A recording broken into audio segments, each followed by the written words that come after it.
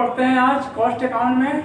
Cost account में cost sheet पढ़ने से पहले ये जानते हैं कि कॉस्ट क्या होता है। जब कोई प्रोडक्ट को बनाते हैं तो मटेरियल, लेबर, ओवरहेड तीनों मिलाकर के हम लोग कॉस्ट करते हैं। कॉस्टिंग क्या होता है? जो किसी प्रोडक्ट में लगा हुआ कॉस्ट है उसको जानने के लिए कि प्रत्येक स्टेज पर कितना लगा है उसको बोलते हैं कॉस्टिंग, यानी टेक्निक। कॉस्ट जानने के प्रोसेस को, टेक्निक को कॉस्टिंग कहते हैं। अब कॉस्ट अकाउंट, इस कॉस्ट को कैसे लिखा जाएगा? ये कॉस्ट शीट में लिखा जाता है, जिस सिस्टम में इसको बोलते हैं कॉस्ट अकाउंट। कॉस्ट अकाउंट में पहला चैप्टर है सिंगल यूनिट आउटपुट कॉस्टिंग। ये कहता है कि किसी भी प्रोडक्ट को प्रत्येक स्टेज पर जानना। जैसे आपको रोटी बना के मिल गया, ठीक है, खा लिया, अच्छा लगा, रोटी में क्या क्या डलाया, कैसे प्रोसेस हुआ, ये जानने के लिए हम लोग को पूरा पीछे बैक जाना पड़ेगा। यहाँ भी हम लोग बैक जाने की कोशिश करते हैं कि कॉस्ट शीट मतलब प्रत्येक प्रोडक्ट के कॉस्ट को शीट बनाना और प्रत्येक स्टेप का कॉस्ट को जानना।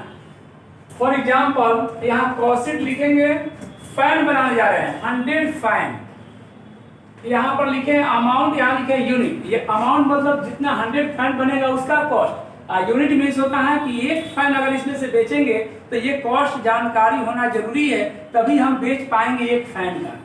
तो यहाँ पर लिखेंगे direct material, direct labour, direct expense is equal prime cost. Prime cost का मतलब हिंदी में मूल लागत कहते हैं, इसके बिना प्रोडक्ट नहीं बन सकता है, इसको बोलते हैं प्राइम कॉस्ट। ये मटेरियल, लेबर, ओवरहेड जोड़ने के बाद इसको डायरेक्ट एक्सपेंस को डायरेक्ट ओवरहेड भी बोलते हैं।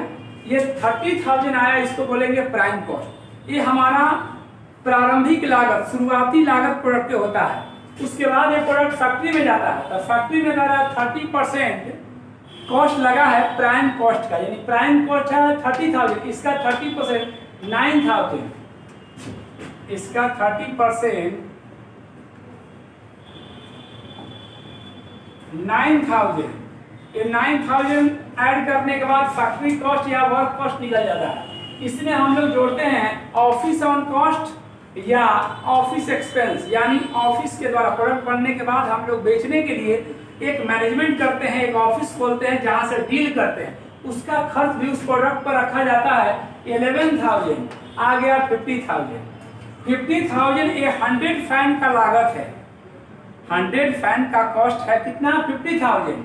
और इसमें से हम लोग 20 फैन बच गया, यानी 80 फैन बिक गया। तो यहाँ से क्या करेंगे कि 20 फैन का कीमत 10,000 घटा लिए, यानी 40,000 कॉस्ट का फैन बेच रहे हैं जिसका कीमत 40,000 है।